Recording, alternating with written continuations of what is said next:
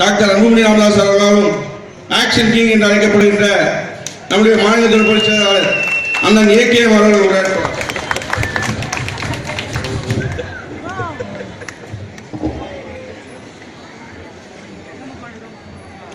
பெருமைக்குரிய நடைபெறுகின்ற இக்கூட்டத்துடைய தலைவர், பாட்டாளி மக்கள் கட்சியுடைய மாவட்டத்துடைய துணை செயலாளர் அருமை சகோதரர் வடபழனி ஏழுமலை அவர்களே, முன்னிலை பொறுப்பு வைத்திருக்கின்ற லோகநாத் அவர்களே, ஜெய்சங்கர் அவர்களே, விநாயக் அவர்களே, ஏழுமலை அவர்களே, ஜோதி அவர்களே, பல்சர் ரவி அவர்களே, கேசவன் அவர்களே, ஜெயக்குமார் அவர்களே, தாமோர் அவர்களே, ஆயு நடராஜ் அவர்களே, முரளி அவர்களே, பாஷா அவர்களே, கிருஷ்ணன் அவர்களே, கலா தினகர் அவர்களே, நம்ம எல்லாம் இங்கே வரவேற்பு கொடுத்த பகுதியுடைய செயலாளர் தம்பி முத்துக்குமார் அவர்களே, வருகை தந்து நமக்கெல்லாம் நல்ல கருத்தை வழங்கியிருக்கின்ற உலகெங்கும் வாழ்கின்ற தமிழன் எங்க பாதித்தாலும் அந்த தமிழனுக்கு முதல்ல குரல் விட்டுகின்ற ஒப்பந்த தலைவர், தமிழின போராளி மருத்துவர் ஐயா அவர்களே,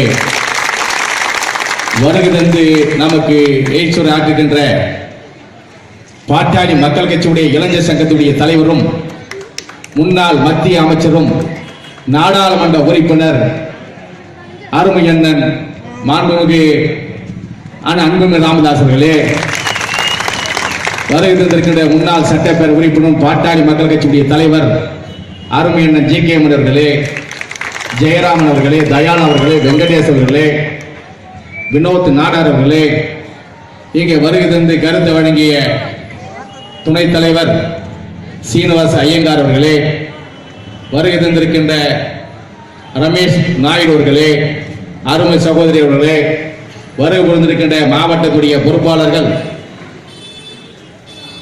கன்னியப்பன் அவர்களே, பாண்டி அவர்களே, ஜமுனா கேசவன் அவர்களே, சத்யா அவர்களே, வெங்கடேஷ் அவர்களே, சேகர் அவர்களே, வெல்டிங் சேகர் அவர்களே, சுப்பிரமணிய அவர்களே, முத்துராமன் அவர்களே, சிவகுமார் அவர்களே, சுரேஷ் அவர்களே, பழனிவேல் அவர்களே, கணினி செல்வா அவர்களே, BS நாயுடு, பிரகாஷ், கோபால், கீதா ரமணி அவர்களே, பிரேம சகர் அவர்களே, நன்றி சொல்கின்ற இந்த வட்டத்துடைய செயலாளர் அருமை சகோதரர் ஷாஜா குணா அவர்களே, பெரியோர்களே, பெரும் மதிப்புக்கும் மரியாதைக்குரிய தாய்மார்களே, பத்திரிகை நண்பர்களே, காவல்துறை நண்பர்களே, வியாபார குடிமக்களே, இப்பகுதி வருகின்ற உங்கள் அத்தனை பேருக்கு வணக்கம் தெரிவித்துக் கொண்டு நேரத்தை நான் எடுக்க விரும்பவில்லை. இருந்தாலும் நம்முடைய ஐயாவும் நம்முடைய தலைவர்களும் நமக்கு கருத்து வழங்குகின்ற அருமை அண்ணன் மாண்புமிகு அண்ணன் அன்புமிகு ராமதாஸ் அவர்கள் கருத்து சொல்ல இருக்கார்கள்.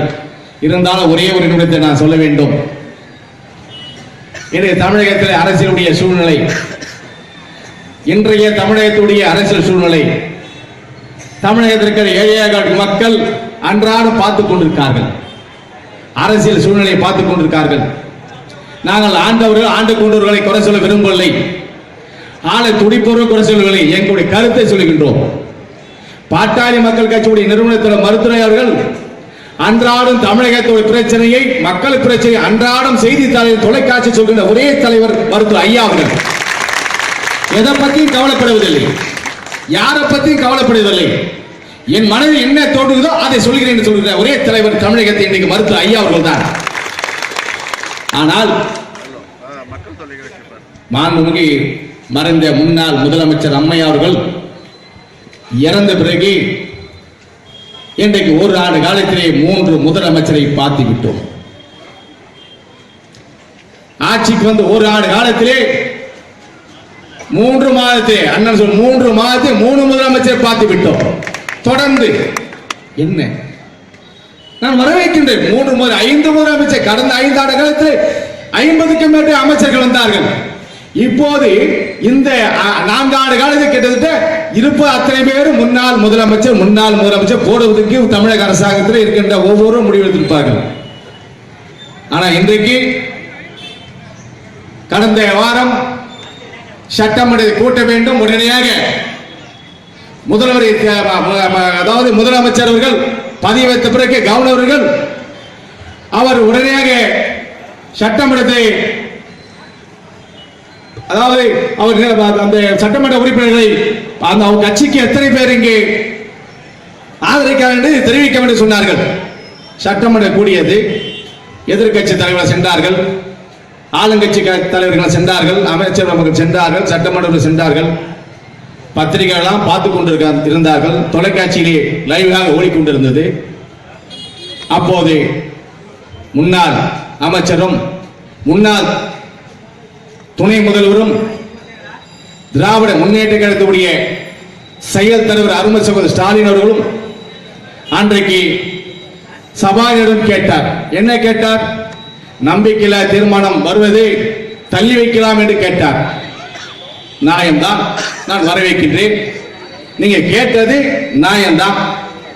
ஆனால் சபாநாயகர் அந்த நேரத்தை கொடுக்கவில்லை. சபாநாயகர் கொடுக்கவில்லை என்று சொன்னால் அன்றைக்கு இருந்த எதிர்க்கட்சி தலைவர் முன்னாள் துணை முதல்வர் ஸ்டாலின் அவர்கள் என்ன சொல்லுகின்றோம்?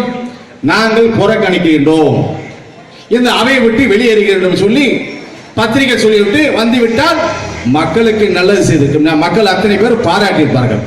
நாங்கள் புறக்கணிக்கிறோம், நீங்க யாரா வச்சு ஓட்டு போட சொன்ன வந்திருக்கலாம்.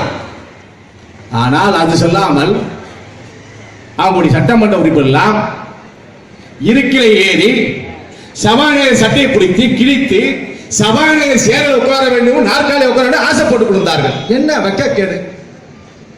ஆனால் மறைந்த முன்னாள் முதலமைச்சர் ஜெயலலிதா அம்மா அவர்கள் 5 ஆண்டுகள், கடந்த 5 ஆண்டுகள் திமுக ஆட்சி நடந்தது. அந்த 5 ஆண்டுகள் மைனாரிட்டி அரசாங்கம் தொடர்ந்து 5 ஆண்டுகள் சொல்லிக் கொண்டிருந்தார்கள். 95 பேரை வைத்துக் கொண்டு ஆட்சி நடத்தினாங்க திராவிட முன்னேற்ற கழகங்கள். மைனாரிட்டி அரசாங்கம் என்று அந்த அம்மையார்கள் தொடர்ந்து சொல்லிக் கொடுத்தார்கள். ஆனால் பாட்டாளி மக்கள் கட்சியுடைய நிறுவன தலைவர் மருத்துவர்கள் நான் இருக்கின்றேன், உங்களுக்கு நாங்கள் இருக்கின்ற நிபந்தனை 18 சட்டமன்ற உறுப்பினர்களுக்கு ஆதரவு கொடுத்தோம். நாங்கள் தலைவர் எந்த ஒரு பலனை எதிர்பார்க்காமல் அந்த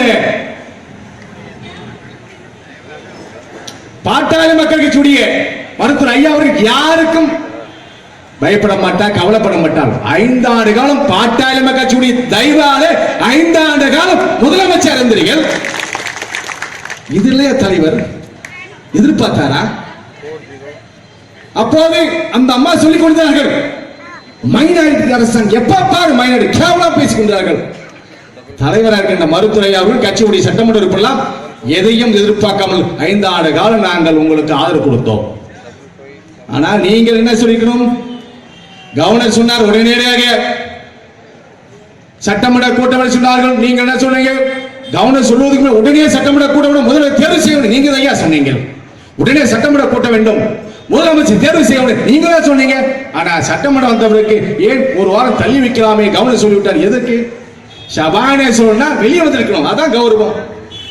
பாட்டாளி மக்கள் கட்சியை பொறுத்த வரைக்கும் தொடர்ந்து ஐயா அவர்கள் எதை சொன்னாலும் மக்களுக்கு நல்லது சொன்னால் பாராட்டுவார் கலைஞரிடம். மக்களுக்கு தீமை இருந்தால் உடனடியாக குரல் கொடுக்கிற ஒரே தலைவர் மருத்துவர் ஐயா அவர்கள். அன்றைக்கும் சரி இன்றைக்கும் சரி. ஆனால் வந்திருக்கின்ற பெரியவர்களே, தாய்மார்களே, இப்பகுதி வாழ்கின்ற உங்கள் அத்தனை பேருக்கும் நன்றியை தெரிவித்துக் கொண்டு நம்முடைய தலைவர் அவர்கள் பேச வேண்டும். நம்முடைய அண்ணன் அவருக்கு 1 மணி நேரம் கொடுக்க சொன்னேன். ஆனால் நான் 5 நிமிடம் எடுத்து விட்டேன். வருகை தந்திருக்கிறோம் அத்தனை நன்றி தெரிவித்து பாட்டாளி மக்கள் கட்சியுடைய தலைவரும் முன்னாள் சட்டப்பேரவை உறுப்பினர் அருமை அண்ணன் GKM அவர்கள் கருத்துரை வழங்குவார்கள்.